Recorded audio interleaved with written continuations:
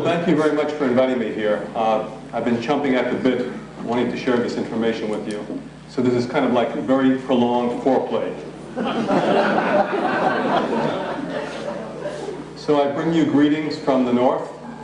I flew down today. I'm not that far. Ashland is not that far from San Jose, but the way we have things working now, I had to fly north to Portland and then fly south to San Jose. So I basically spent most of the day traveling. I could have driven it probably in about, I guess, what, 7 hours? But the flight took about that much time. So this is a brand new talk for me. I've never given this to anyone before. You're hearing it for the first time. And like any first-time talks, it is potentially loaded with some potholes in terms of slides that I haven't looked at, just haven't looked at very much, haven't spoken before, not rehearsed, to where I've smoothed out any rough edges, so bear with me on that. But please realize, although this is the first time I've given this talk, that this talk is 45 years in the making. 45 years is the number of years exactly that I've been involved in medicine. Just a little introduction, I started in 1963 as a medical student at the University of Chicago. By 1973, I was in private practice in Beverly Hills. And by 1983, I changed my general medical oncology practice to a practice totally focused on prostate cancer. I realized that with the wealth of medical information, there was no way that I could cover the waterfront in all of oncology. I couldn't know all the literature on lymphomas, leukemias, brain tumors, gastric cancer, colon cancer, breast cancer. So I focused on one disease, prostate cancer. And even that is a real challenge to know all the literature. Is the sound okay? I'm hearing a lot of... Yeah, it's distorted. Sorry, there's no channel. Kill the right channel.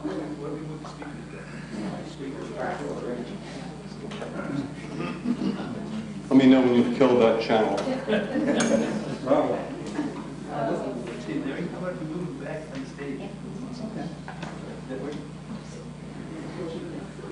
You know, coming down, I don't like traveling very much anymore. It's not a lot of fun, but it does give me an opportunity to at least sit down with a book and do some reading. And I don't know if maybe we should turn the lights on a little bit. Yeah, please. Bethany, do you know where the lights are? Maybe there's middle lights here or something, I don't know. There was a lady here. A little bit more.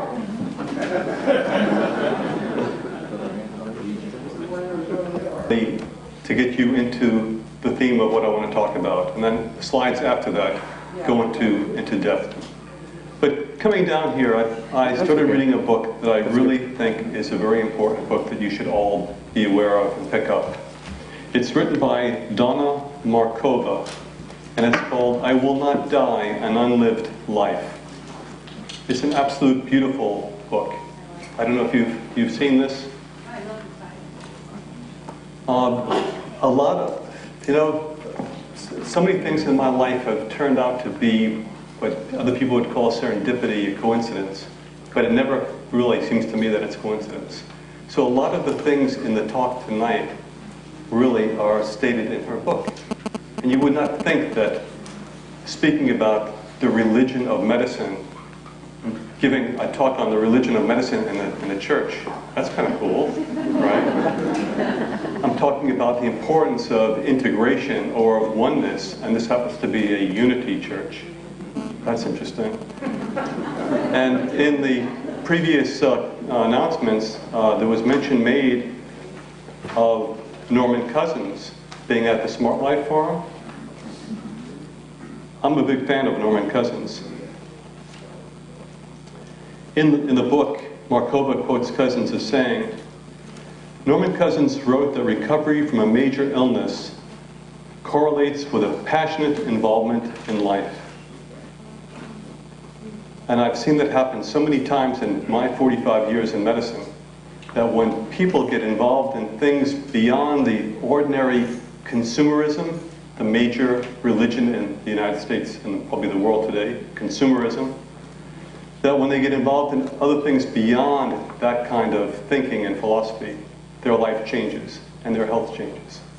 But this book is loaded with some incredible pearls of intelligence, knowledge, understanding. This is a woman that has been a cancer patient. And there's a lot of interesting correlations between what she went through in her life and what I've seen with many patients. So what I want to do is go into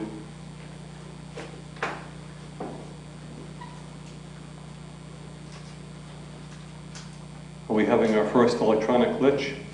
Maybe not. I want to go into concepts that promote superior medical outcomes, not just in prostate cancer, but in any kind of biological problem, any kind of illness. In fact, in any kind of problem whatsoever.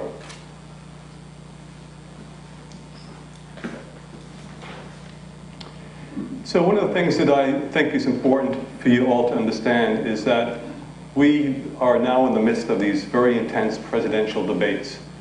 And I think that we have some major problems in terms of what's going on in our country. Not just with the obvious problems in the Middle East, but in terms of the health of this country and the health of the world. And I think that one of the things that we need to understand better is that we don't just have a healthcare crisis. We have a health crisis. We have both. We have to rename adult onset diabetes mellitus because of all the children that have diabetes mellitus. We have a massive epidemic of obesity. And I'm embarrassed to say that Oregon is one of the leading states. Who'd ever think in the Northwest with all those hikers and trekkers that obesity would be rampant, but it is. And we have all the illnesses that are linked into obesity and diabetes. We probably have epidemics of a lot of diseases that we're not aware of, like, for example, hypothyroidism. We certainly have an epidemic of Alzheimer's. 1 out of every 8, 1 out of every 8, or 1 out of every 7 men will get prostate. 1 out of every 7 women will get breast cancer. We have autism that's rampant. So we have major, major issues. I don't think that Al-Qaeda is our biggest threat. I think that we are our biggest threat. Will Durant said that great civilizations do not get destroyed from without, they get destroyed from within. And I think that's what's happening in my lifetime, my 65 years of living on planet Earth, waiting for my spaceship to take me to my own planet. Just kidding. Although I guess, who knows. But I think that we have to realize that we have some major issues here that really are begging to be addressed, need to be addressed by our political candidates. And the problems that we have, they're not minor problems, they're big problems. We have issues that relate to just the way medicine is delivered in this country and in the rest of the world. My practice is an international practice, so I have patients who consult with me from around the world. I only have a couple of continents where I have no patients. Antarctica, I don't have any patients from Antarctica, and none from Africa. But I have seen a major change in the spirit, in the philosophy, in the religion of medicine. It's changed from medical business to the business of medicine. And I've seen it happen with my family members to the point where it's very, very frustrating to me to be able to deliver good care to even members of my immediate family. And this problem is so large that we don't even have a glimpse of what will happen with future generations. So our children are going to suffer from the problems that we are now facing. And the problems that we are seeing right now are very similar to the crisis we're having with the climate. We're just beginning to see the tip of the iceberg. And realize that most of medicine really is this iceberg or Titanic effect. We see the tip of the iceberg. We don't see all that's beneath the waterline.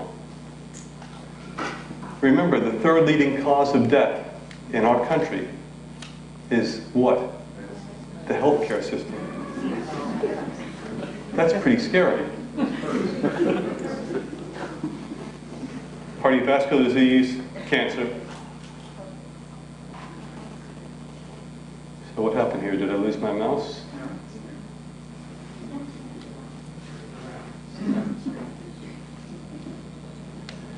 So where do each of us fit into this picture? I'm a big believer in the philosophies of Mahatma Gandhi and Martin Luther King.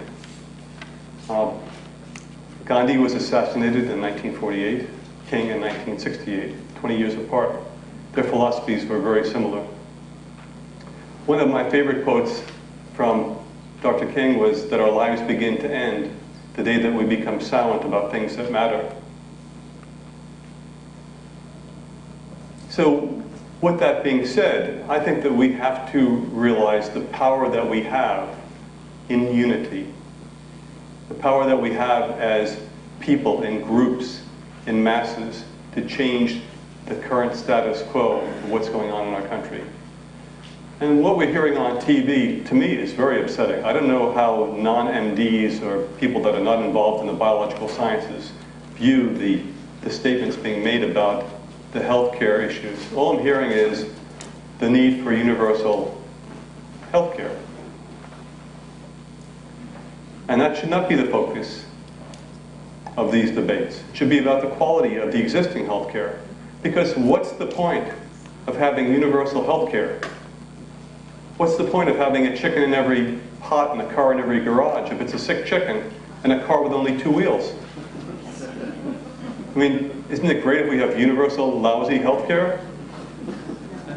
And what I'm seeing right now in our country, and unfortunately in Canada and in Europe, is very, very mediocre medicine.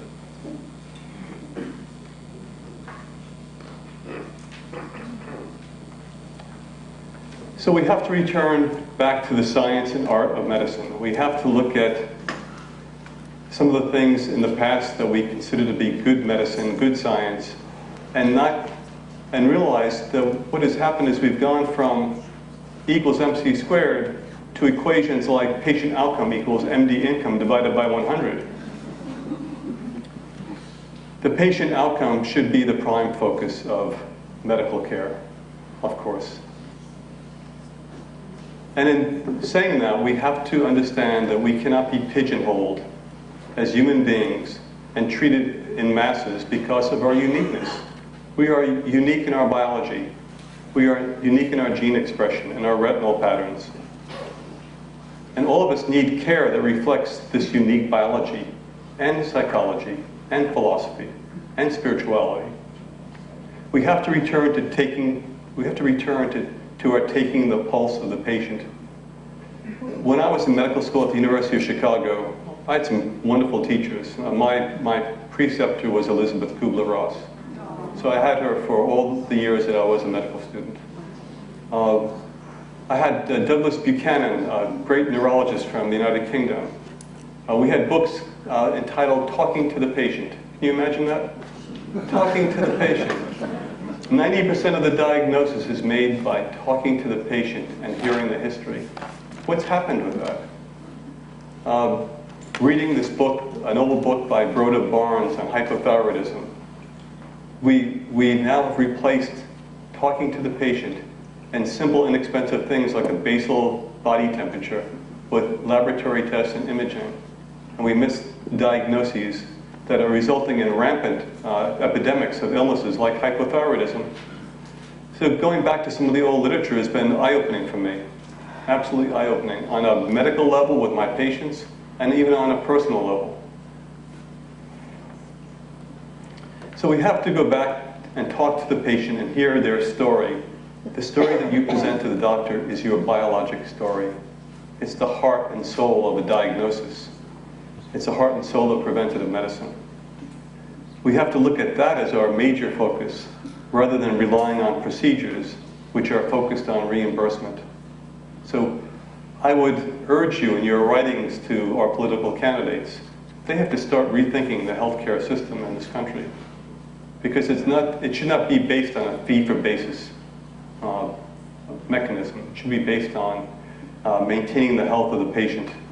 Right now, it's really based on what procedure can we do and which procedure will yield the greatest reimbursement.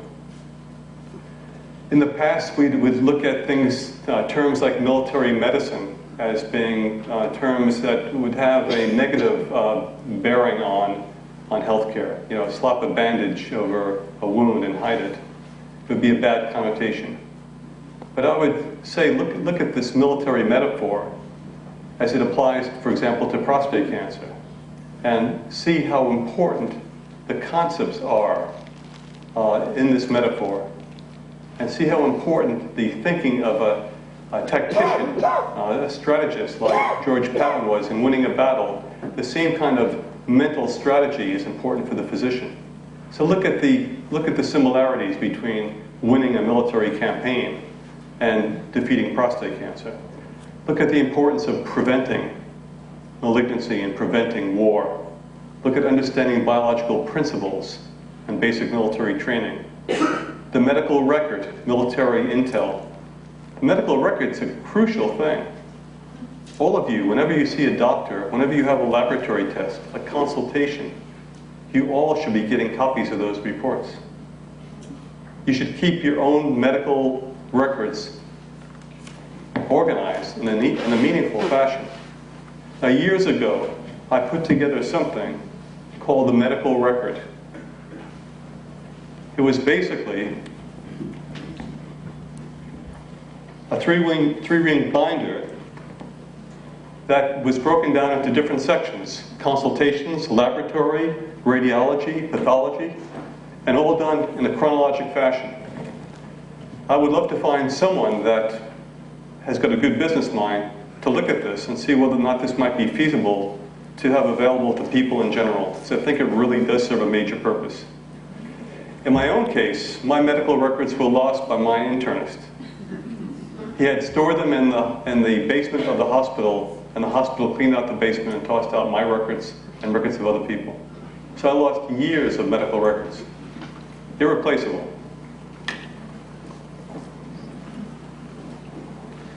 Look at the assessment of the enemy, something that George W. doesn't seem to understand. We need to understand that in the care of the patient, there are tremendous tools that involve risk assessment that I'll go into, that give us clues to diagnosis, to the stage of disease, to how best to treat a disease. And they're inexpensive. They're available.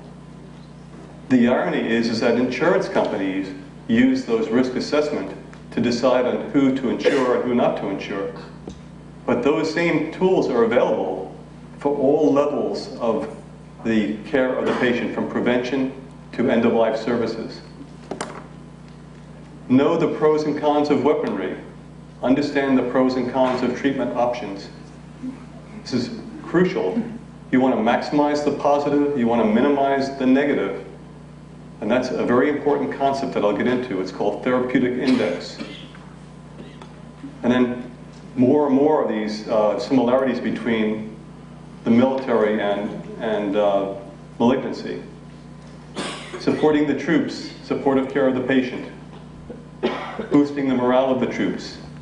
Fostering a will to live, empowering the patient. This slide alone could be a 2 or 3 day conference just on going into these different details about what comprises a good medical record. So now let me get into more into the core of the talk. Philosophy and concepts. What's the difference between the two? Well, here's a little bit of philosophy. This is Abraham Lincoln's quotation on religion. And I think that our presidential candidates might want to plagiarize what Abe said when he was asked what his religion is. When I do good, I feel good. When I do bad, I feel bad. That's my religion.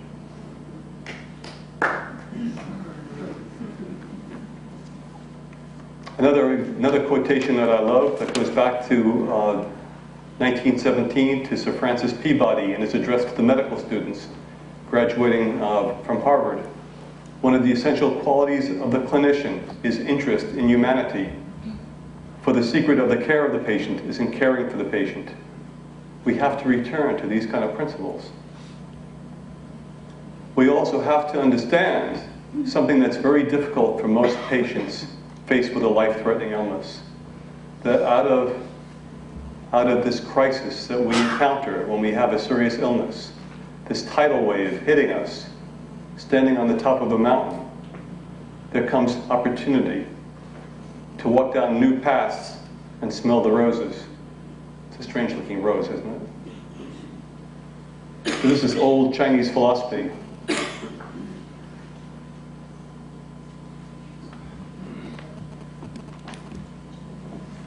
So let's look at really what I think is the core of what I've learned in 45 years in medicine. And it's really the idea of concept. The acronym for concept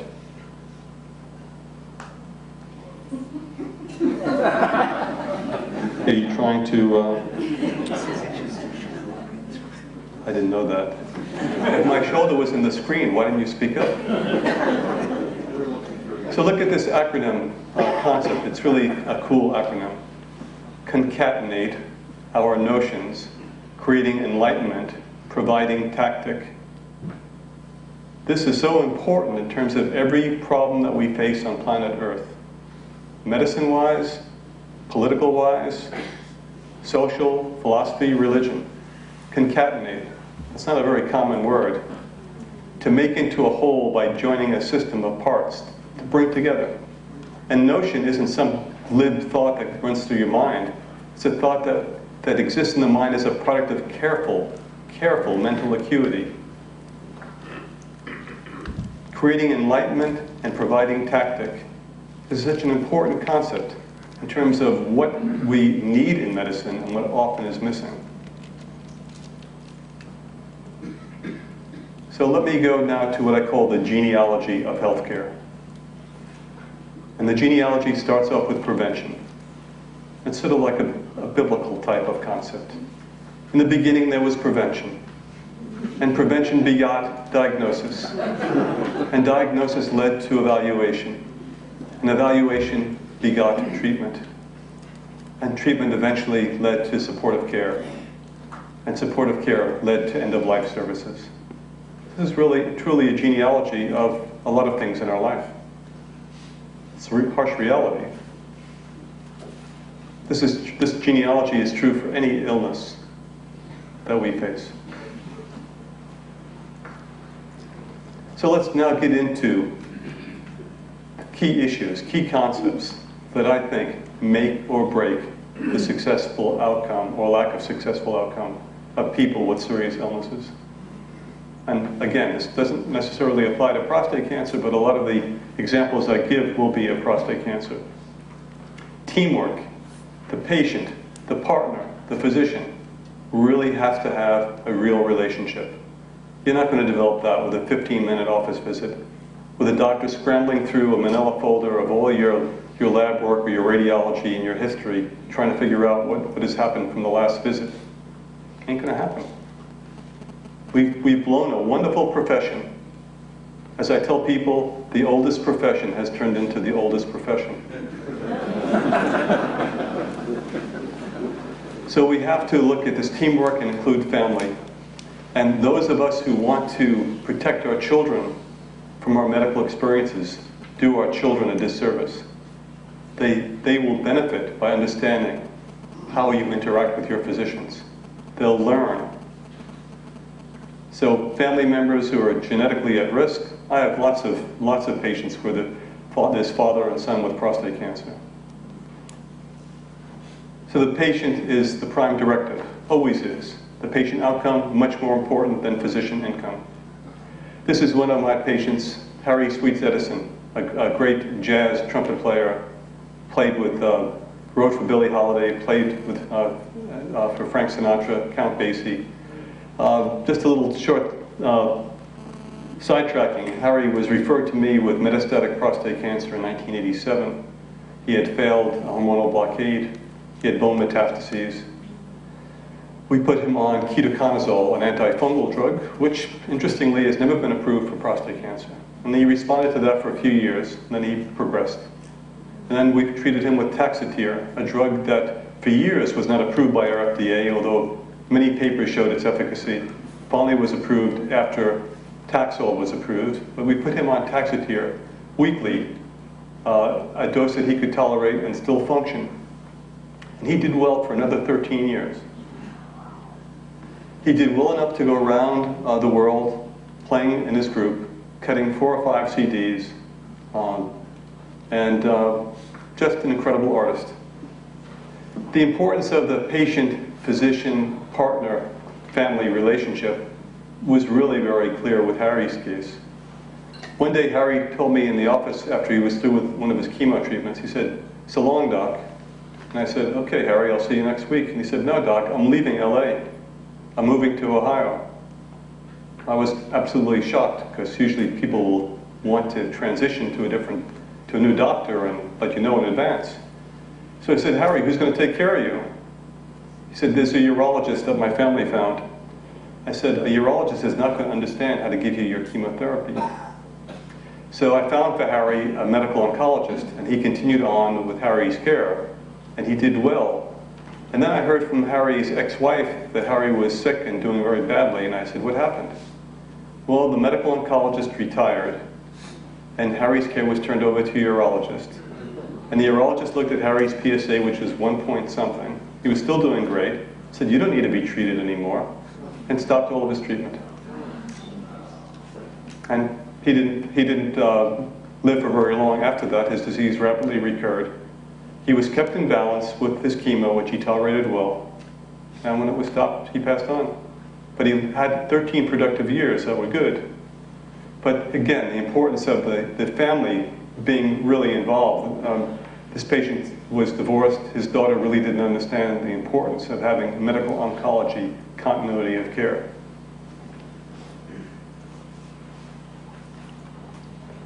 Empowerment is a crucial factor. And in today's world of medicine, I think most patients will have to become empowered because you're not getting the kind of care that you need. So self-education, self-reliance, accountability, realizing that you are the one that has the most to gain and the most to lose. Realizing the power of the medical record. Keeping your own medical records. I find a lot of patients are discovering they have a problem by their review of the medical record before the doctor finds out that they had a problem. Understand the power of looking at biology over time.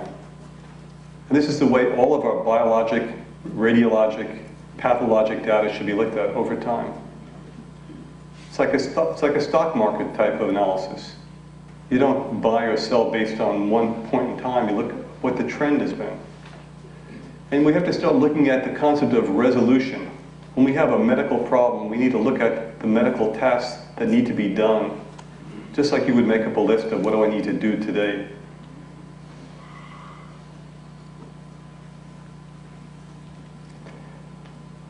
So I have I can break away when I need to and show you some screenshots that relate to some of these concepts. I think I'll come back to that and just sort of catch up with the time. Regarding this issue of self-reliance and self-education, let me just tell you a little bit about a recent family experience. I have a sister who lives in Florida, in Ocala. She went through cardiac surgery with bypass grafts. I looked at her medical records. This is after I had moved to Oregon, and I said, "Linda, you have diabetes. Your blood sugars are consistently 150, 160, 170. And she said that no one has ever told her that. I mean, she's been seen by cardiologists and internists, and no one ever told her that. I was absolutely astounded. Well, after she moved to Florida, she had some problems with abdominal pain, and it turned out that they felt that she had gallstone. And they wanted to do what's called a ERCP, endoscopic retrograde cholangiopancreatography. They inject dye through an upper endoscopy into the biliary tract. Well, the problem with that procedure is that it can cause pancreatitis. That could be serious, sometimes fatal. And I said, why would you not want to do what's called an MRCP? Use the MRI instead of using the dye. And I sent articles to her and to my brother-in-law. And after she showed the articles to the doctors, they said, "That's a great idea." You're talking about an outpatient procedure, MRCP, versus an extremely expensive and potentially toxic inpatient procedure. So that's an example of the patient ideally becoming smarter and more reliant. Google is a wonderful tool. Use it. So I'm going to skip that. Now, some of the important links that I think are incredibly valuable that I'm astonished that a lot of patients don't know about. PubMed. A lot of people think that that's the local bar. I'm sorry. I don't know if they serve drinks on PubMed, but I've never gotten one. But this is a great website. And if we were connected to the internet, we had wireless here, I could just click on this and go right to PubMed. But this is a way to just do a search, a very simple search. Type in anything you want and see what you get. You can look at the abstracts. Sometimes you get the full paper. Most of you know Google and Google Scholar. Most of you don't know QOSA. Just go to www.qosa.com. This software costs $250. If you tell them that you are an oncology patient and referred by Dr. Strum, they'll give you the software for $25. What this software does is it uses PubMed to retrieve the papers, and then it looks for all the papers that you've retrieved, and it tells you what papers are out there in full PDF format, free of charge. And then you can even take the papers that you found, and you can send them to other programs that will sort them into different files. The other program that I use with QOSA is called EndNote, E-N-D-N-O-T-E, EndNote. So anything that I don't get a full text on, or have an abstract that I want, I'll just send it to an EndNote library. The EndNote library might be, prostate cancer, hormonal therapy. That might be one of the EndNote libraries. Share information, use your support groups. I was involved with one of the first support groups in the United States out of Grand Rapids, Michigan with Lloyd Ney. I'm a little bit distressed at seeing that support groups have become kind of like little mini medical forums where patients now have gotten into kind of the ego trip that we docs get into, discussing medical issues, but losing sight of the big picture. It doesn't bother me that patients become smart. I want you to become smart. But don't get so focused on the data to the point where you miss the big picture. And in fact, there was a great quote, if I can find it, in this book.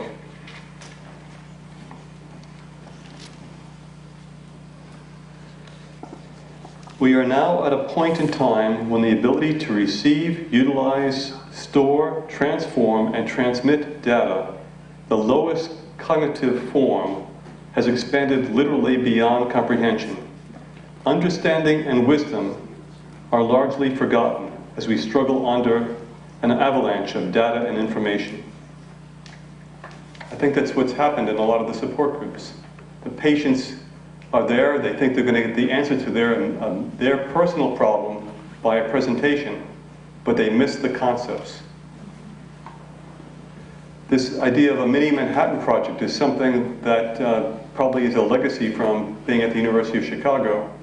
Why not have groups of patients who are empowered, who are pretty smart with a computer, and have them work with truly dedicated physicians to work on issues that maybe the physician doesn't have the time to work on. So let me just see if I can break away from this and show you what one of your local members has done.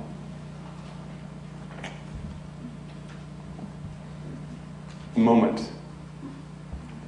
By the way, I've gone over to the dark side. I went over to the dark side after being with a computer since 1984. And I'll tell you, for those of you who have not ever worked on a Macintosh, it is truly orgasmic.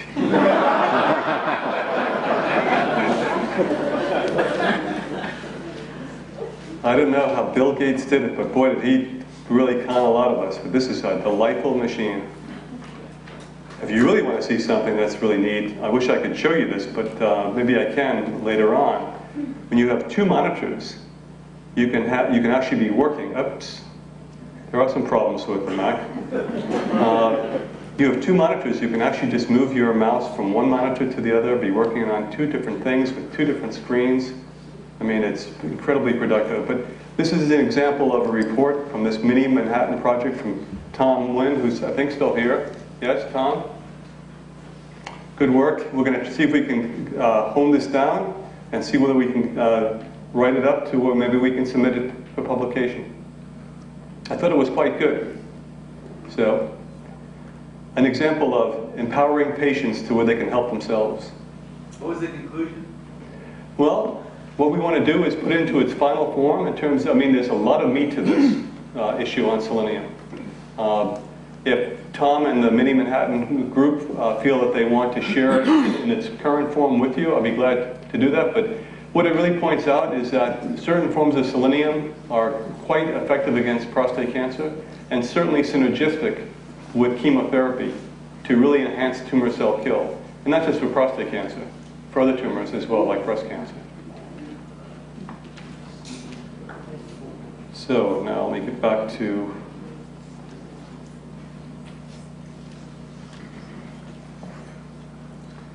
well, that one okay. Boy, you know, I'll tell you, when you're giving a talk, even if it's the first talk, to an audience that you don't know, the biggest fear is electronics. It's kind of like something analogous to erectile dysfunction, electronic dysfunction. So the second major concept really gets into prevention. So what I've done here is I've gone to the first one was philosophy, the second one was prevention.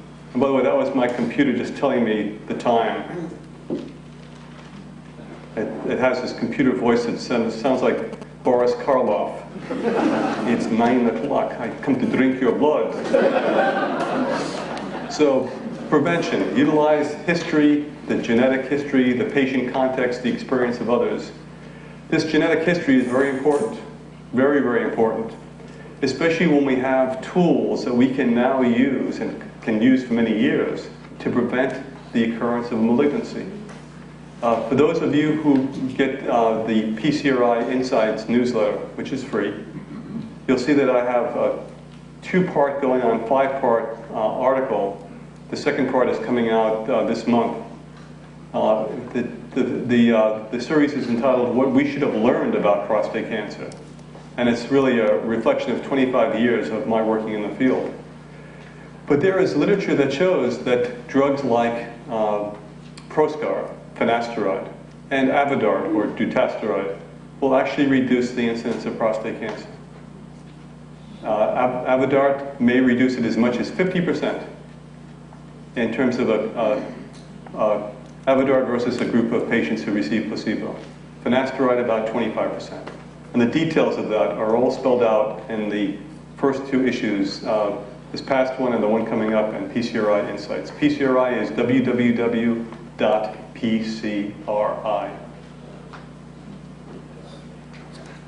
Use the occupational history, cadmium, Agent Orange, airline pilots. You have that kind of exposure, you're going to be at greater risk for prostate cancer. If you have that kind of a history, or you have a family history of prostate cancer or breast cancer increases the probability or risk of prostate cancer. Prostate cancer increases the risk of breast cancer. You can use that history and modify your outcome. You will have the potential to modify your outcome by manipulations in diet, in lifestyle, in medications. Use the existing medical literature regarding risk factors to either prevent prostate cancer, decrease the incidence, or decrease the aggressiveness of prostate cancer. Now, a lot of these nutraceuticals have been studied in terms of epidemiology. Some of them have been studied in terms of animal models like mice, hamsters. But there is enough to suggest that these have value. And a lot of these agents have value in multiple areas of medicine. So let's suppose that boron doesn't have any value in preventing prostate cancer, despite the fact that the literature suggests that it does. It does have value in improving your bone integrity and preventing bone loss. And by the way, bone loss isn't just bone loss, it's also correlated with cardiovascular disease, neurodegenerative disease, kidney stones, lots of other problems. So even if there's not anything that you could really say is absolutely the case with any of these agents, the literature suggests that there is. Strawberries, a certain consumption of strawberries will reduce prostate cancer incidence by 20%. And what's the downside of eating strawberries? If you've grown them yourself and they're not sprayed with pesticides, and they taste good. We have to get into this whole issue about learning from history. We just, you know something? I never dreamed that I would get to the age of 65 so quickly. I never realized that the things that I learned in my lifetime would be forgotten by so many people from younger generations, that they're going to have to relearn the same stuff. I'm a Vietnam vet. Didn't we learn anything from Vietnam? I guess not. So here we are in a war that we cannot win. Sorry to bring in politics in here, but we cannot win this war in the Middle East. But there are a lot of things that we've learned in medicine also from history that we are now replaying. This whole concept of proactive integrative management, this is a term that I've coined to replace a previous term that I coined called active objectified surveillance. We have to get into this kind of mode of thinking, of being proactive and realizing that the medical management that we should be subjected to is truly integrative. The prostate is connected to the hip bone. The hip bone is connected to the kidneys. The kidneys are connected to the brain and the heart and virtually everything else. Think of this as a hypothesis. We all come from a fertilized egg, and that zygote divides and forms the entire system, what we call cells, tissues, organs.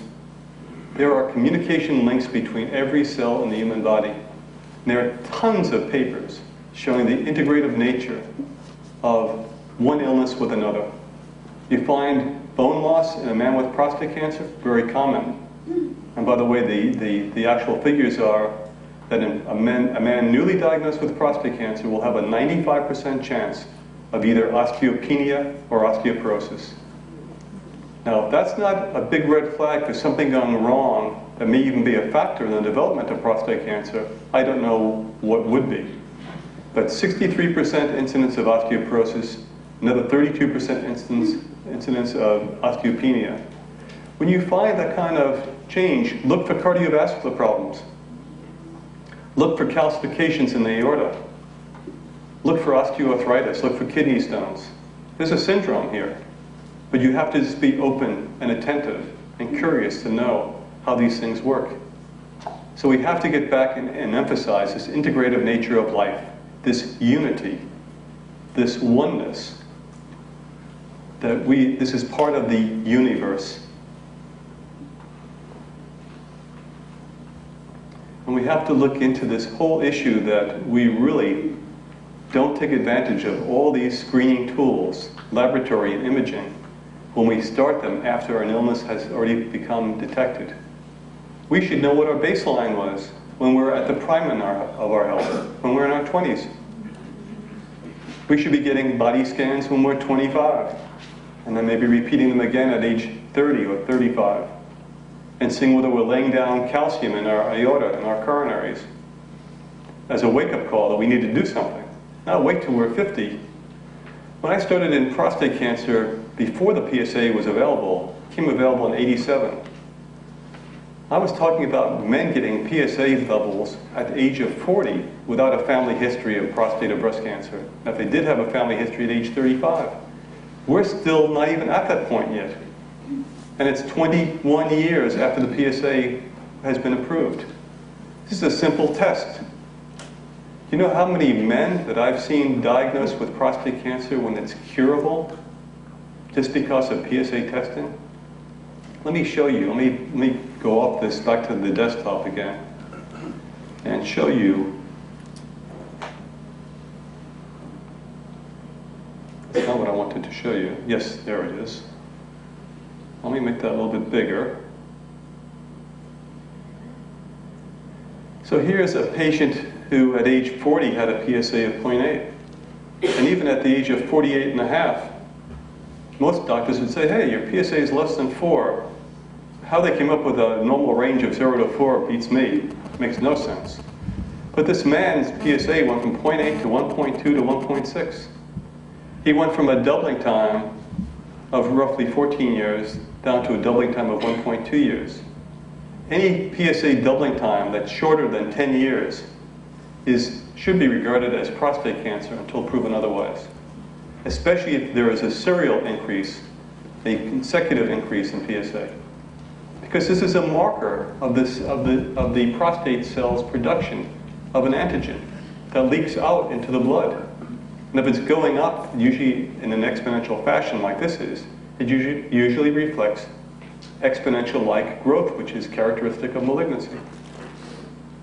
So this kind of result was actually, one very similar to it, was found in a patient, the son of one of my patients with prostate cancer. The father actually is an MD who actually is the inventor of the cataract procedure. And just to give you a nice story, he came to me with bone metastases.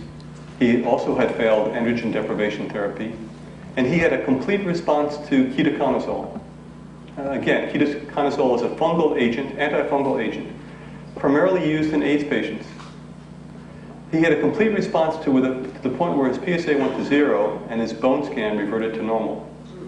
And after 4 years of not seeing any evidence of disease, we took him off of the ketoconazole to allow his testosterone to recover. And he's had another 6 or 7 years. And his PSA now is running around 0.2, 0.3. We think that he may have recurrent disease, but he's now into his late 80s. He's 87 years of age. Last year, he took me fishing up in Alaska with a bunch of his cronies. They're all involved in ophthalmology. And here I was struggling to bring in one of these big halibuts. And he wouldn't mind me mentioning his name. Dick Kratz is the guy, and you should have him as a speaker. He's brilliant. And he's truly an integrative physician. Here he is bringing in big fish, reeling it in.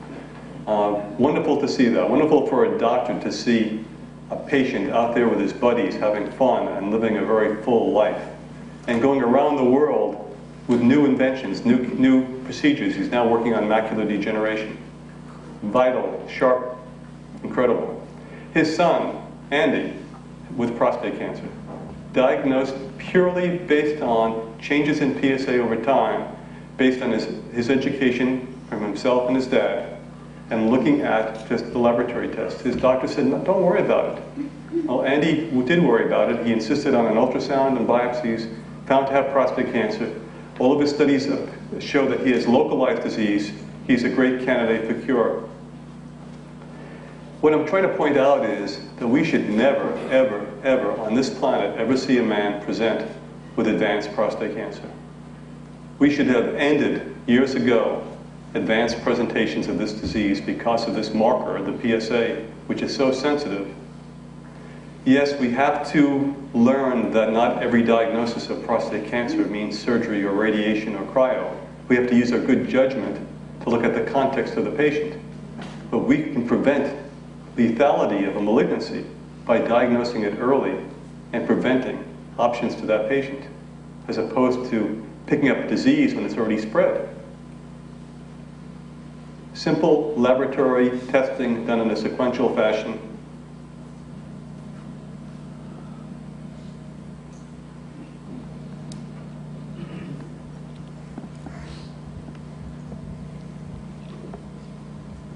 So I was going to show you this document. I think I'll just skip this. This is the form that I've created. I call it the PIM form. Let's see if this will work. I don't know if it's going to work or not. I created a link. That's not the one I wanted, but let's think it might be behind that. There it is, hiding. Computers are very tricky. They like to hide behind other. This is a shy form. Okay, I call this a proactive integrative management form. And basically, it's real simple. You know, I'm the first physician in my family. My dad was an auto mechanic, my mom was a mom, and then she was a hostess in a restaurant. And when I was growing up, I was somewhat precocious as a little kid. My kid sister Dina and I used to read Shakespeare. Funny that I'd end up in Ashland where there's a Shakespeare festival. And just as a humorous aside, my parents took me to Hofstra University for 3 days of testing to see what I should become in my life. Now, I think I was 13. I'm Jewish. I was just went through my bar mitzvah. And so I go through this 3 days of testing. And at the end of the 3 days, the verdict comes in. So what do you think that they told my parents I should be? A priest. So here I am in another church.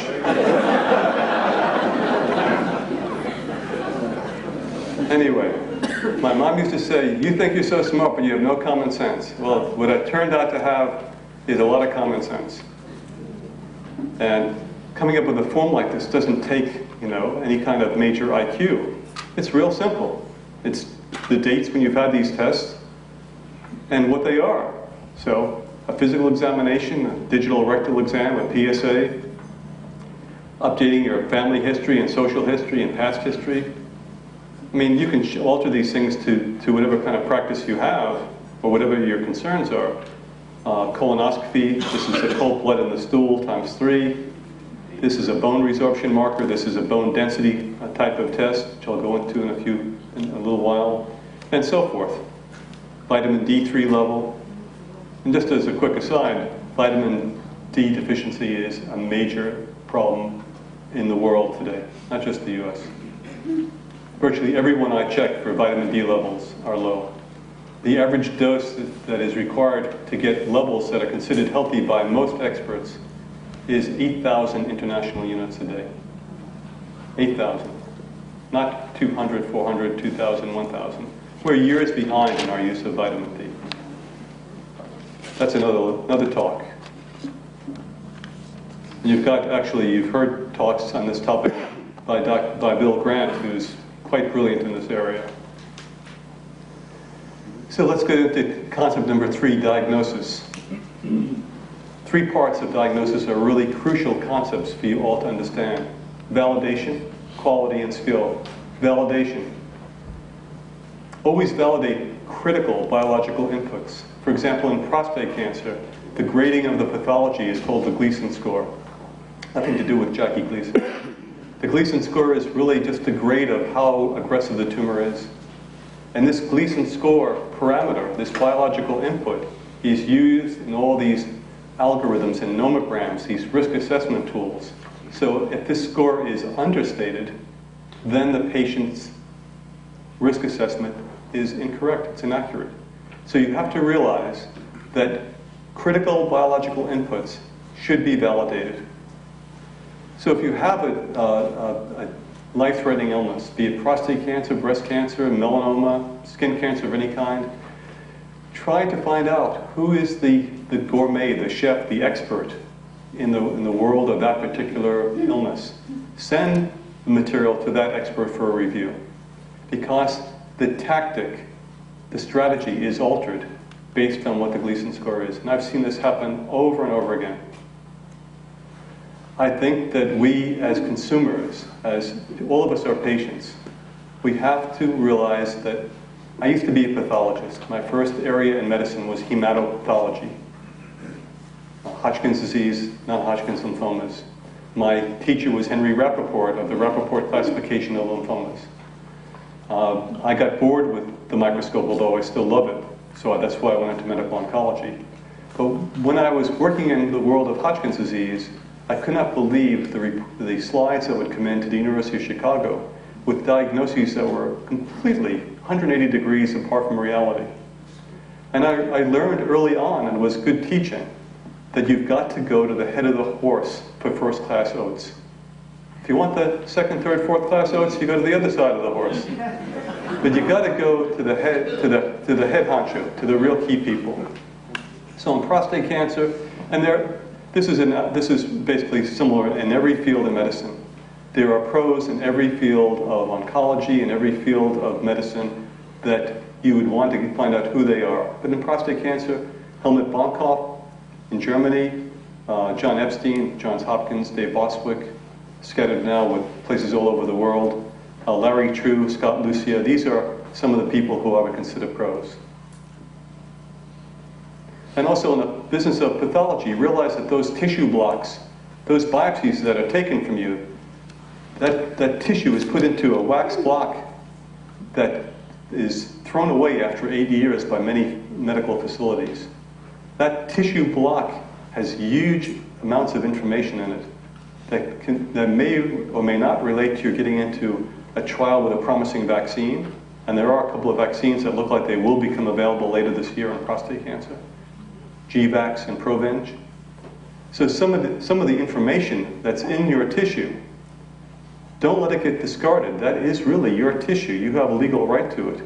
So if your biopsy was 5, 6, 7 years ago, you get that pathology report, find out where that tissue is, and request the tissue blocks. Not the slides, but the blocks. We had blocks from the University of Chicago on the Hodgkin's disease patients that were back from the 1920s. We could take recuts from those blocks and do stains that weren't available in the 20s, 30s, 40s, 50s, and learn all kinds of new things about prostate cancer. So quality relates also to technical equipment, ultrasounds that are done, mammography equipment, MRI equipment. You know, MRI uses magnets. Do you know that in the United States, the FDA feels that for us to move from a 1.5 Tesla magnet to a 3.0 magnet requires clinical research, even though this has been done for like 4 or 5 years in Europe. So my patients that go to Europe to study, they have availability of 3 Tesla studies. In the United States, most of the time I can only get 1.5 unless they're on a research project. So the detail is dramatically different.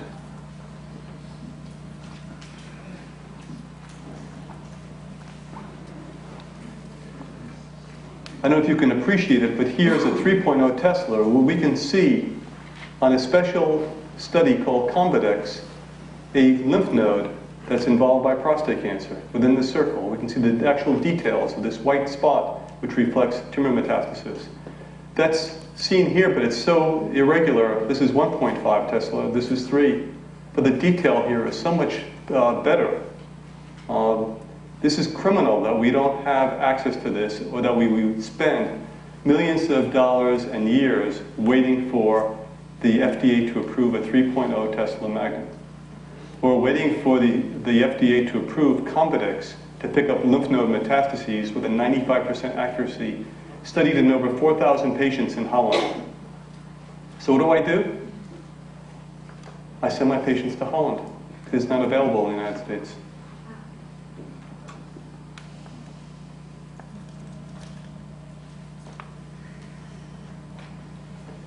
This issue of bone density, you may be seeing the mouse, but I don't know where my mouse went here.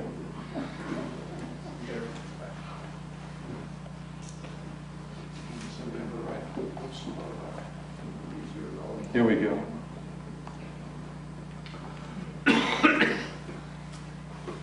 This issue of bone density, the vast number of you who have had bone densities have had DEXA bone densities. The vast majority of you out in this audience are over the age of 50. When you're over the age of 50, you have increased risk and occurrence of vascular calcium and of osteoarthritis and of degenerative disease in the spine. And guess what the DEXA scan does? It reads that as bone density. So you're getting a reading that's falsely high and misleading you.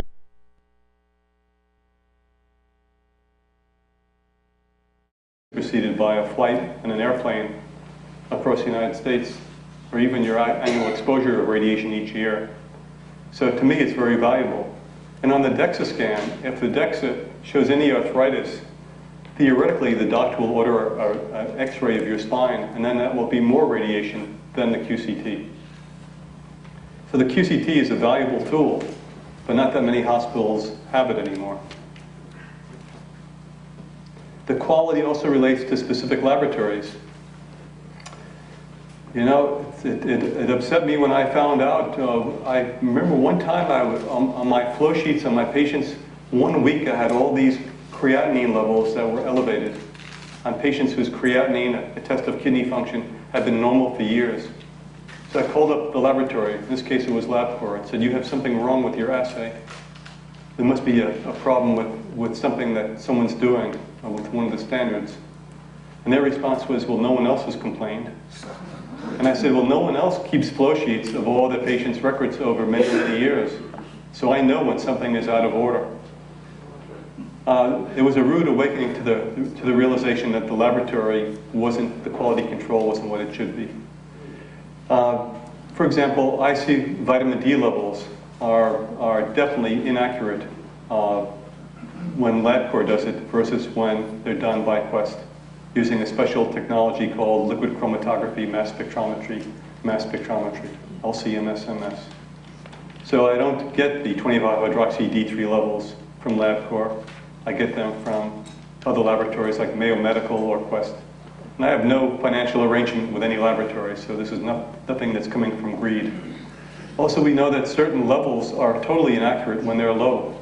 And you're checking a man's hormonal level on hormonal therapy to lower testosterone. We know that based on the literature that levels should be less than 32 to optimize androgen deprivation treatment. But we know that levels become very inaccurate when they're less than 50. And they require special assays that are usually reserved for women and children. But you have to order those. If you don't know what your real status is. And then skill, something as simple as a digital rectal. I've been in an office where I've had 3 doctors examine the same patient within a matter of minutes and was astounded that there could be such a huge variation in the interpretation of what that man's prostate revealed. Skill in reading imaging studies. There was a patient that came to me, vice president of Santa Monica Bank with prostate cancer, and he brought with him his radiologic studies, including a bone scan. And I had a view boxes in my office, and I put the bone scan up on the view box, and I said, Richard, I can't tell you what's going on here because this bone scan is so technically bad. The machine looks like it must have been built in the year 1. He said, it's Santa Monica Hospital. I mean, that's a wealthy community. He said, I know what to tell you. It's technically not acceptable study. And you can tell that to the radiologist. So, of course, I got a phone call a couple of days later from a very irate radiologist saying, what do you mean to say that the bone scan was suboptimal? I said, well, we'll pull the patient's jacket and take a look at it. So I could hear the rustling in the background. And he said, well, I see what you mean, Doc. We are getting a new machine. I said, well, what about Mr. Berger? What is he going to do? How do I interpret this? He said, well, how about if I order a CAT scan? I said, you can order a CAT scan of his entire skeletal system? This is a bone scan study. So look at all of his bones. You're going to do a CAT scan of his lumbar spine, his thoracic spine, his cervical spine, his hips, his femurs, etc. He says, what about an MRI? I said, this is not 20 questions. This is an issue of having a simple tool where the quality should be such that if you think that you need to get a new piece of equipment, you shouldn't be doing that study at your hospital. Again, with diagnosis. This is something that I'm sharing with you because I think that there's enough empowerment with patient unity. This kind of a group, you don't realize it, but this kind of a group could affect changes beyond your wildest imagination. You have no idea. We docs aren't going to do it. I thought for years we could. I thought for years sharing this kind of stuff with my fellow colleagues would change their way of thinking. No way. You have the most to gain and the most to lose. You, me, the patients, we are the consumer. We're going to change this country and the world either by working together or just by moaning about how bad things are. But you could change this. Can you imagine doing any kind of a radiologic study with expensive price tags on a patient with a malignancy where you report the bone scan shows such and such or the CAT scan shows such and such? Older studies are not available. Well, the radiologist should get those older studies. And there should be a side-by-side comparison of what's going on over time. That's part of the mandate of what that radiologist should be doing. You know, it's enough that he doesn't see the patient and not enough that he's not called in the middle of the night to care for that patient. Let him do his due diligence in terms of his job. We have to start, you know, it's sort of like that movie Network. Was it Network? I'm madder than hell and I won't take this anymore. We have to start really taking this really as a group to the media, to the people, to the organizations that we're part of, be it ARP or any other organization, and making a change. There should be side-by-side comparisons. And there should be, as one of my Dutch patients said, no weasel reports. Don't try to CYA, you know what that means, by saying, well, it could be this, and this can't be ruled out. Suggest another study. We don't want weasel reports. We know we Americans have to also take responsibility that doctors are not medical deities. As I've told many of you, and the MD stands for medical detective, not medical deity. So when we make an assessment of something on a report, put a disclaimer if you're afraid of being sued. In my best judgment, the finding at L5 is consistent with degenerative joint disease. The finding at T3 looks like metastatic prostate cancer. No one's going to be able to tell you that you're not human and not able to make an error. But you know, we live in such a litigious society that people are afraid to say anything anymore. So we don't get reports that really are, you know, true reflections of what the radiologist believes. And also, when you look at your own reports, don't just look at the impression, the final conclusion. Read the details. A lot of the stuff in the details is not in the impression. We're getting there. Evaluation, baseline, and history are two important concepts. And this is a major flaw in what I see a lot of times in cancer medicine. Before you start a new therapy, obtain the index values, those endpoints that are going to tell you, was the therapy successful or was it not successful? That's simple. Doc, will I be able to play golf after this procedure? Well, were you able to play golf before the procedure?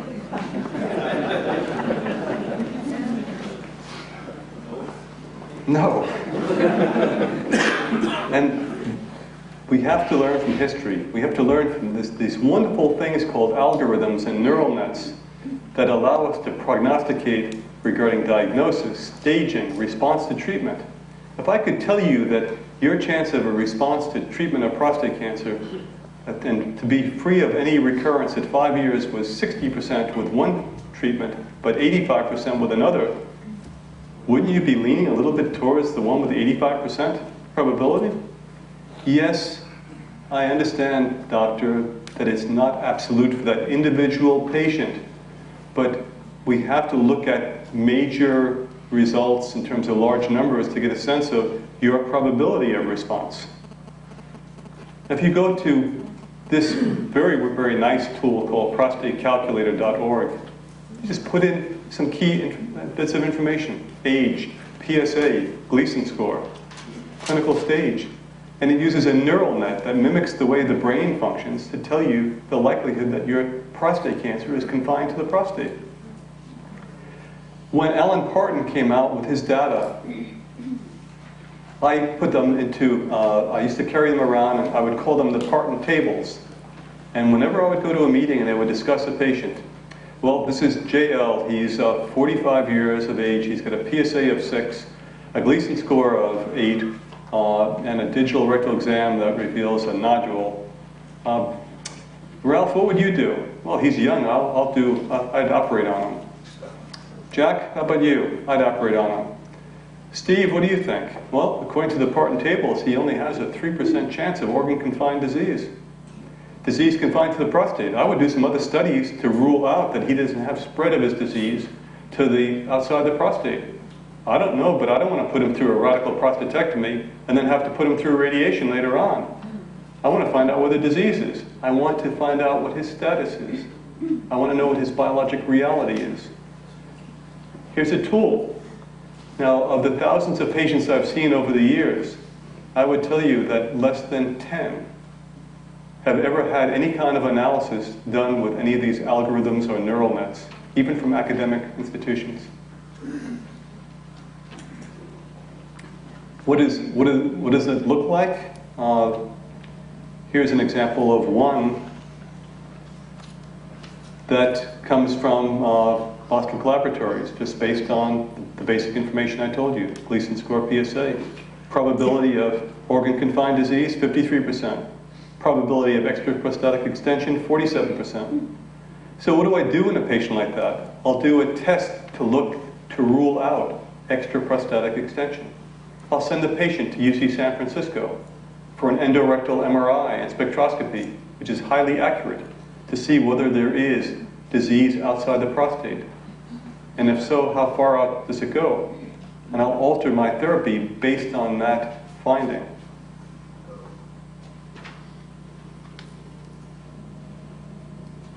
That's common sense.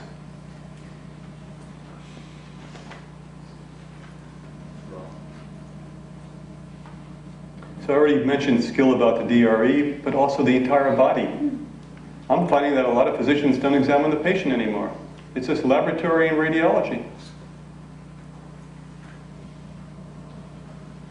And we're not using the full extent of the laboratory analysis. We're not using what I call derivatives. For example, PSA, you can do doubling time, velocity, density. We published a paper last year in the journal Urology on the importance of how low the PSA gets after hormone blockade as being the most important factor in terms of the eventual development of bone metastases. Now, I would tell you if I came from a major university, not a community practice, that would have gotten tremendous amounts of press. I mean, urology is one of the major journals in terms of prostate cancer. This is a major breakthrough, even if I wasn't one of the authors. It's a major breakthrough. But I don't see people really using this information. Response to treatment with the PSA halving time is important. So we have to look at this data, but we also have to look at objectifying the results of our data. We have to look at this element of time, of chronology. So that was already mentioned in terms of the side-by-side reading on the part of radiologists. And we have to look at context of the patient. Context to weave together. We have to look at how does this patient's story fit in with what we want to do with that patient. We have to look at the patient's biology, their philosophy, their psychology, even their financial environment. So I had a patient referred to me, actually, from the daughter, brought in her father, 80 years old, with Alzheimer's.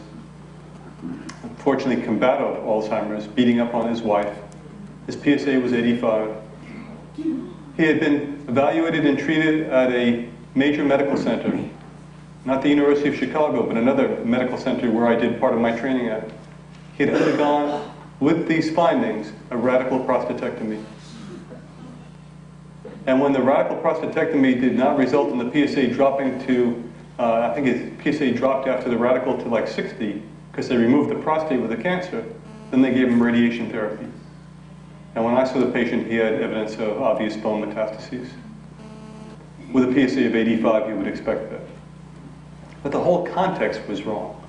The age of the patient, the Alzheimer's, and it wasn't early Alzheimer's, it was advanced Alzheimer's. So look at the nomogram, look at the artificial neural nets before channeling a patient into a local therapy. We don't want to put people through major invasive procedures and then another major invasive procedure when their initial evaluation could have told us information that it would have led to the correct treatment to begin with. And consider the fact that we're dealing with a human being where different tissue and organ systems are so important in terms of how we treat the patient. For example, do I want to treat a patient who has significant lower urinary tract symptoms, frequency of urination, getting up a lot at night? Do I want to treat them with a procedure like radiation that's going to worsen that? Or do I want to get rid of, if the patient is a candidate for a local procedure, a curative candidate, wouldn't it be nice to get rid of that lower urinary tract problem that makes his life miserable by removing that prostate, compressing the urethra, and giving him a brand new urethra to where he could pee like he did when he was 25 years old? And I'll tell you, this is a big problem.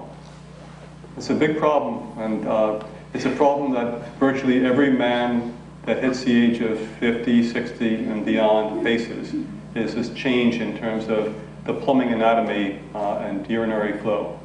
But in the context of local treatment, this becomes very, very important. I've had lots of patients who said, we got rid of the prostate cancer, and you also improved the quality of my life. I'm not spending my night. I'm able to actually make my melatonin. I'm not getting up at night to urinate 4 or 5 times. And by the way, melatonin is the melatonin spike is one of the first things lost in prostate cancer. So I think this is the most important concept, and it also happens to be my initials. Status begets strategy. This is such a simple concept. Don't go ahead and invade a country if you don't know what's going on there.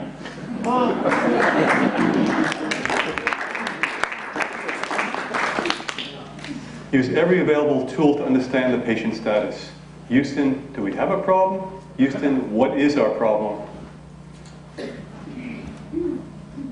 And again, this is the most important concept that is violated in medical care in the world today.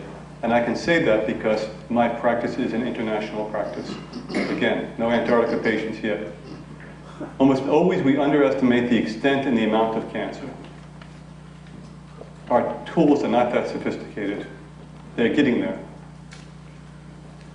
So when we don't optimize this status evaluation, we put the patient through treatments that are often unnecessary. And in today's world of very high healthcare costs, we're really bankrupting. I mean, we are really in the midst of bankrupting our economy due to healthcare. There's a very thorough review of this whole approach to strategy status begets strategy in the PCRI Insights. That's www.pcri.org on the strategy of success.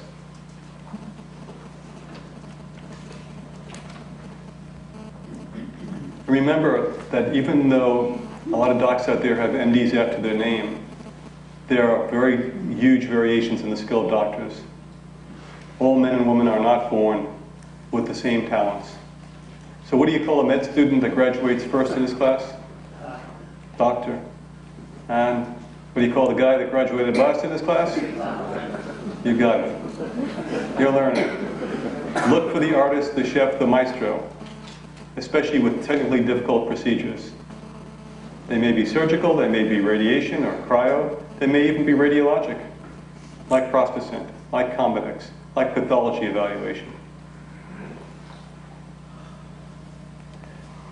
Use the power of networking with other patients to figure out who the chef is, the maestro is, because this uses the element of history. Did you go to that restaurant over on Main Street? How was it? Food was great? Okay, I'm going to try it. You've got support groups. You've got meetings like this. Don't be discussing didactic minutiae if you don't know the real main concepts. Discuss the real important stuff. Hey, how many guys have had a radical prostatectomy? How many of you have had a radical prostatectomy? How many of you are perfectly continent to the point where you don't need to wear a pad? And I wonder how many of you, if you all live in this area, have been operated on by the same surgeon. When I started off in prostate cancer, I didn't know, I was naive to this issue of the difference in the skill levels of urologists. I figured, you're not going to operate on a guy's prostate if you don't know what you're doing. So I used a number of different urologists in my local hospital. And I was appalled when the patients came in for follow-up and I checked their rectal, the digital rectal. And as I was bending down doing the digital rectal, I could see urine leaking out like a leaking faucet from their penis. I'll tell you, it was devastating. So what did I do? I started to network with those patients who had had good results, like the guys that raised their hand. I said, who did your procedure? Who did yours? And it turned out to be pretty much the same guys, 1 or 2 guys. So for the rest of my years in LA, from 83 when I first started to when I left and moved to Oregon in 2003, I used the same urologists. And I found other urologists in other parts of the country that were also equally skilled. And I swear to you, I'm in a church, I swear to you, even though I'm Jewish. I'm a Jewish Buddhist who believes in Jesus. I swear to you, on all three religions, that I've never had a patient that has been sent to an expert that's ever said, "Doc, you really screwed me up without referral. I really am having a problem. I'm having incontinence, I'm having this problem or that problem." I've had nothing but success. And when I do good, I feel good. And when I do bad, I feel really bad.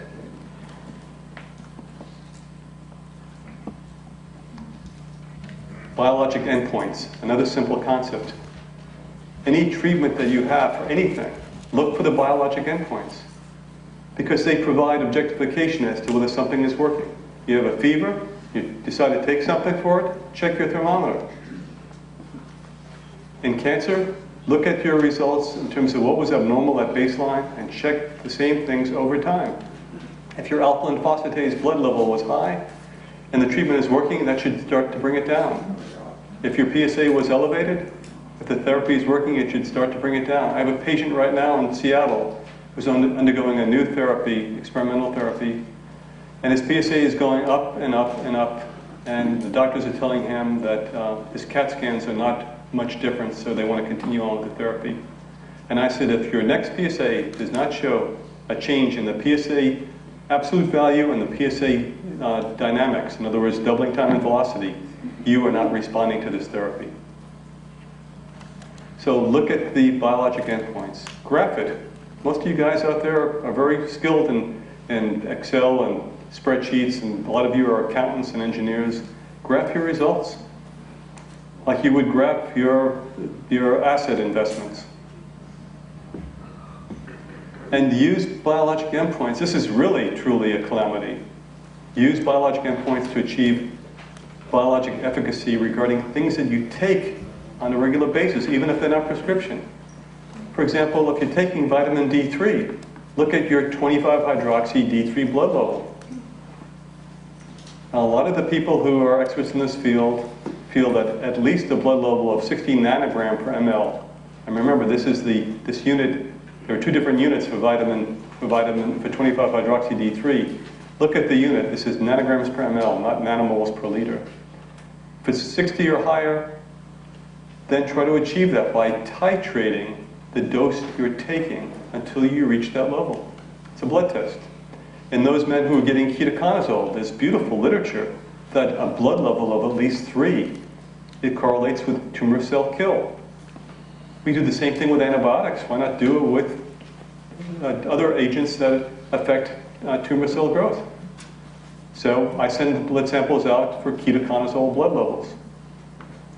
With things like essential fatty acids, I do ratios of the various omega-3 and omega-6 fatty acids. I'll do what's called an arachidonic acid, AA to EPA ratio. I'll go along with Barry Sears and other authors who say that this ratio, if it's optimal, should be around 1.5. And I will titrate the dose of fish oil or other forms of DHA and EPA till I achieve that biologic endpoint. It's like cooking.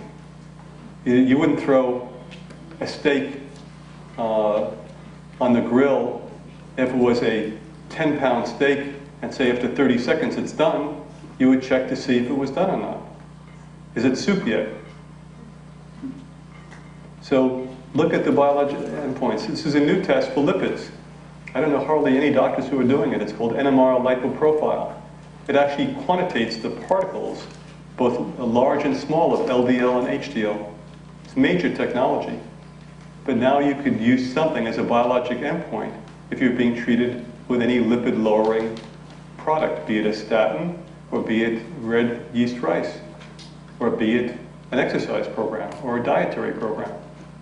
So now you have something to hang your hat on.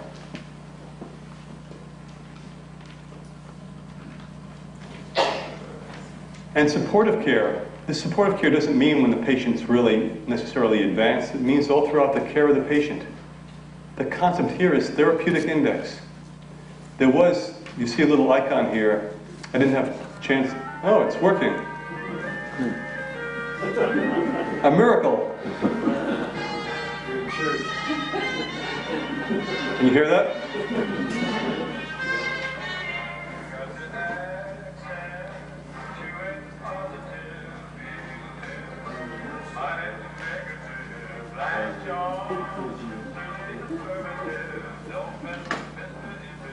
Who's singing that? And who's he going to sing it with?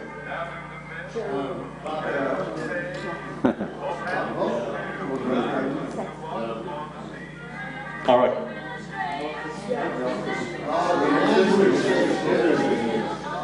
What'd you say? Someone said it. The Andrew sisters. All right, let's advance that. How do I stop this?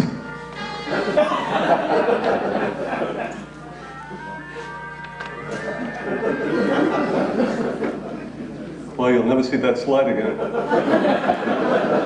Let's see if I can go back without it playing. Okay. So the therapeutic index. One of the most crucial pharmacologic concepts. Maximize the positive, decrease the negative. The negative is the adverse effects. Choose drugs that have the lowest adverse effect profile. You want that therapeutic index number to be very high. That's the advantage to the patient. Realize that everything that we do in medicine, despite Marcus Welby, is a two-edged sword. We can either cut you or we can shave you. We want to shave you, not cut your throat. So we have to be very selective in the drugs that we use and the products that we use in terms of maximizing what works and what has the least side effects. Look at drug interactions. This is this, by the way, is a huge industry that no one seems to have even recognized. Why isn't it law that every time that you have medications filled, that your pharmacist has to run your drugs through a drug checker? You can do that yourself. Drugchecker.com.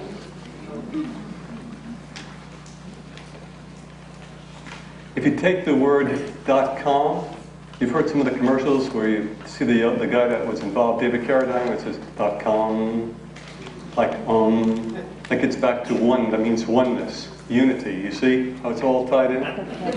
.com.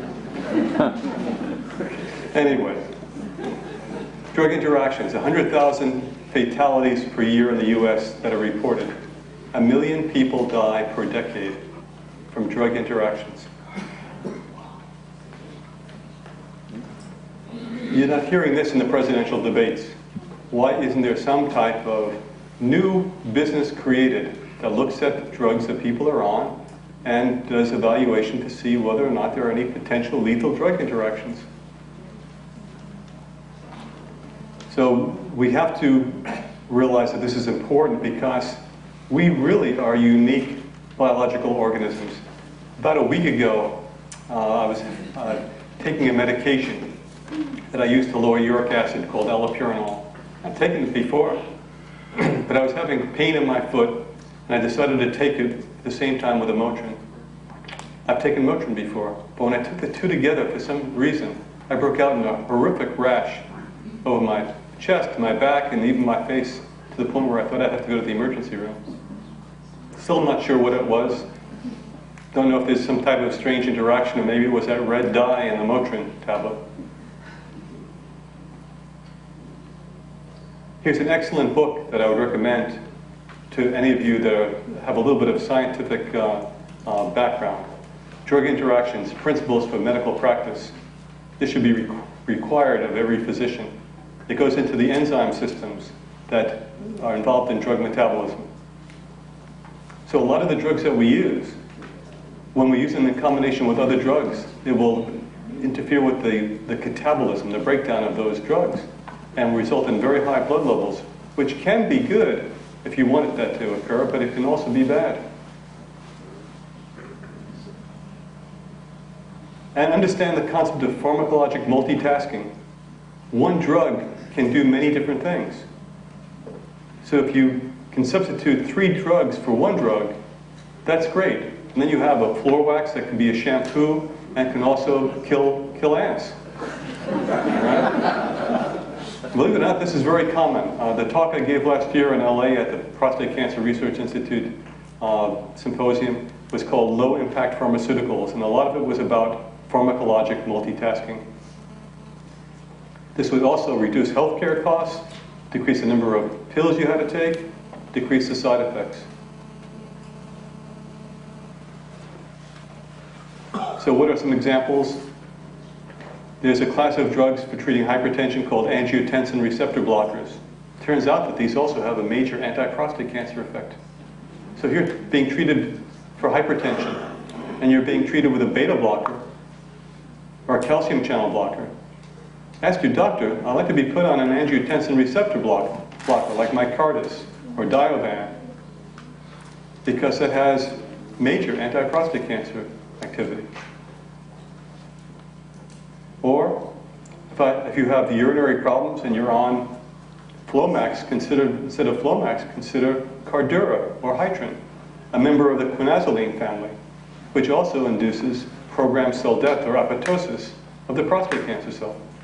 There's a lot of this all throughout medicine, where one drug does many different things, capitalizing on accentuating the positive, as opposed to a drug that has many side effects, where you want to minimize the negative. And finally, the last concept, end-of-life services. This is the last part. We're done. The most important aspect in the care of the patient is caring about the patient. So we have to understand the status of the patient, and we have to know when all reasonable measures have been exhausted, and the physician needs to be really honest with the family. But not to categorize a patient as terminal if the patient's been untreated or has not been seen by a highly field-trained physician. So when a doctor tells you you've got 7.8 years to live, how could anyone possibly know anything that ridiculous? What's going to happen between now and those number of years in terms of advances in medicine? And the doctor that glibly tells a patient that they have 6 months to live, you know what you do with those doctors? You tell them that you can't pay their bill in 6 months. And you know what they'll do? They'll give you another 6 months.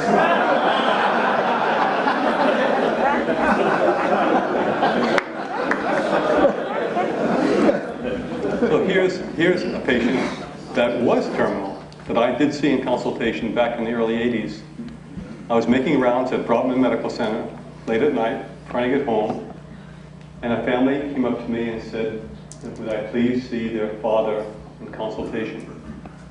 Father was Japanese, Mr. Yamaji. I forgot his first name. I think it was Kiru. And I really didn't want to do the consult. I was tired. I wanted to go home. But it was a family, they were concerned about their father. I knew nothing about the man. I told them I couldn't see him in consultation without the consent of the attending physician, which is true. So of course they called up the attending physician and he said, sure, Dr. Strum can see the patient. By that time, the patient's family had gone home, and by that time I realized that the patient spoke only Japanese. I don't speak much Japanese. And the medical chart didn't have a lot in it, other than the fact that the patient had never been treated for prostate cancer. And this is the early 80s, before Lupron or Zoladex. So here I went into this guy's room, and he was on a morphine drip, and he was still in pain. He was in kidney failure. And his prognosis really was a matter of hours to days. All I could do was check one thing that could possibly salvage his life. See if he still had his testicles. Because at that time, what we did was surgical castration, orchiectomy. And that could have a dramatic effect on a man with prostate cancer who was untreated. So the family had been told he was terminal, and indeed he was in that condition, but he did have his testicles. And I spoke to the family and told them that their father needed to have an emergency orchiectomy that evening. The surgeon would have to come back. I didn't do it out of revenge because he made me stay there. I did it because that's what was indicated medically. He had the procedure, and the next day on rounds, this man was like a whole different person. He was alert, His morphine infusion was markedly decreased or stopped. And at the end of a week, his uremia, and he was frankly uremic, his creatinine was some 5.5, was down to normal. This is, again, in the early 80s. When the PSA came out in 87, his PSA was 0. His bone scan, which was a super scan showing activity throughout the skeleton, completely returned to normal. And he lived to the age of 92 and died from a stroke. And if I would have been smarter then to the point of what I know now, I probably could have helped him to prevent that stroke. But I wasn't really as integrative then as I should have been. But the man lived for many, many years after a condition that really would have been considered terminal by most. This goes to show you, you never know. You've got to look at the context of the patient. He was untreated, and a major modality of therapy, androgen deprivation, had not been used. So he's physician note 17, one of the clinical vignettes. One of the clinical vignettes in the primer on prostate cancer, co-authored by myself and Donna Pagliano. So the end-of-life services, remember, MD is medical detective, it's not medical deity. And that the studies that are out there do not take into account the uniqueness of everyone's biology, especially issues of the skill of the treating physician or the will to live of the patient.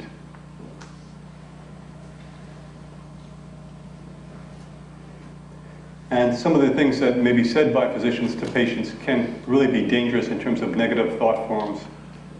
And remember that new treatments evolve. Sometimes, for example, there's a new androgen receptor blocker called abiraterone, which I heard presented last year, which is, I think, a major breakthrough in prostate cancer medicine.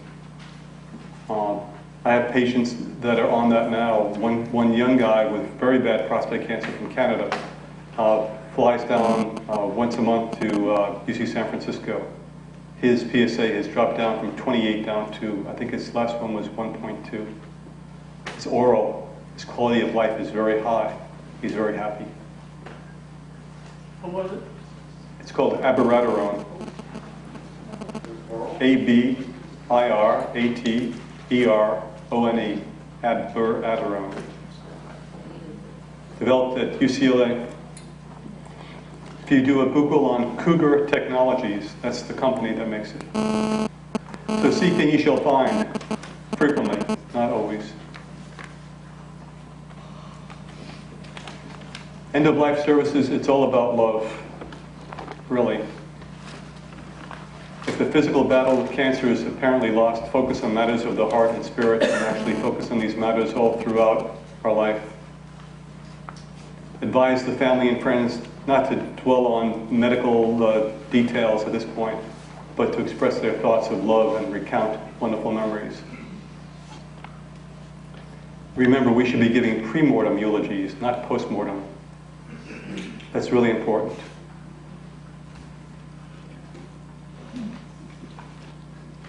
And remember, you don't have this opportunity again, as far as we know. Don't miss it. And the most common regret that I hear from patients who've lost loved ones is, I wish I would have taken a video or recorded conversations of something along those lines. Of course, do not allow the patient to suffer. Use analgesics as needed. Address all issues to optimize comfort during life transition. And TLC from birth to death. And the last slide is a poem from John McCrae, actually. It was when I was asked to give a eulogy on a man that did a tremendous amount for other men with prostate cancer, a man named Lloyd Nate, who started the first patient support group called TACT. I read this at his funeral. I think this is important for you to understand something also that Markova talks about that's really important, and that's legacy.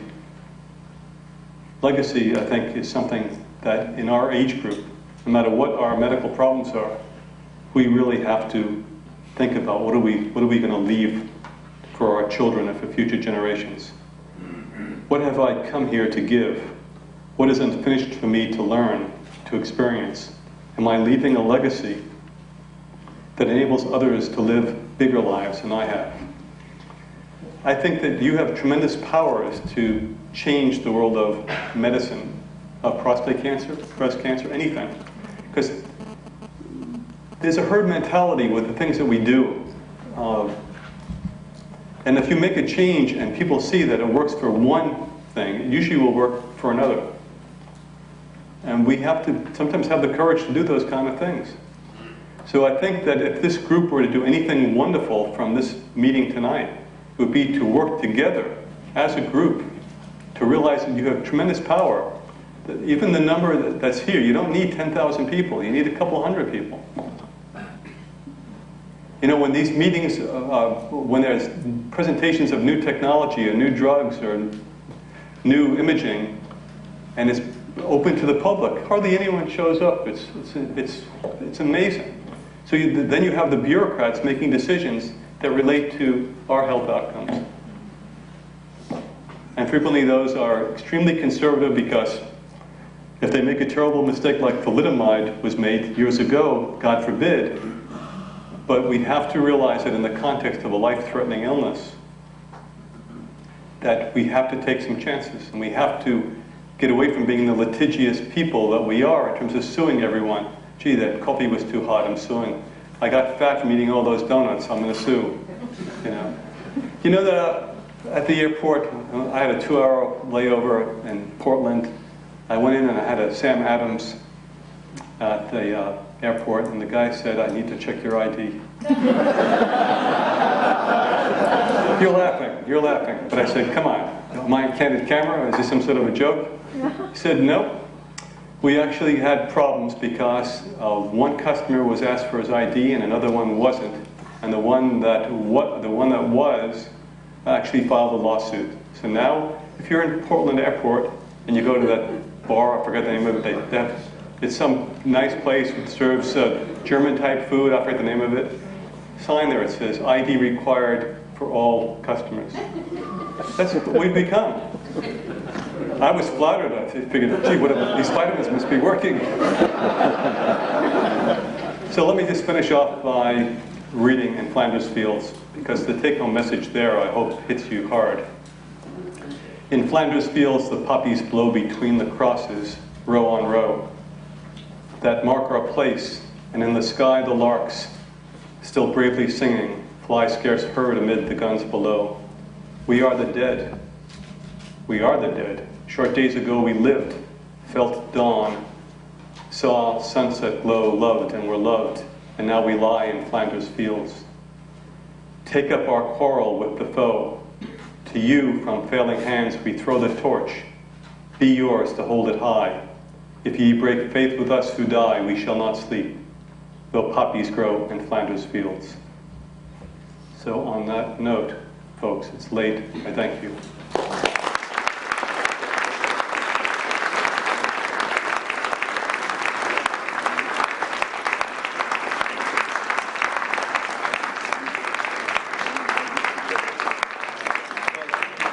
You don't need me to tell you that this is an extraordinary doctor here, and we're very privileged and grateful to have you, Stephen, and did a great job. This talk, I have a copy of it, and so I'm sure we can get copies to you all. Anybody who wants to get one, is that right? And maybe give it to your doctor, and you know, there's a lot of good ideas in prostate cancer. Now here's what I think we should do the rest of the evening. First of all,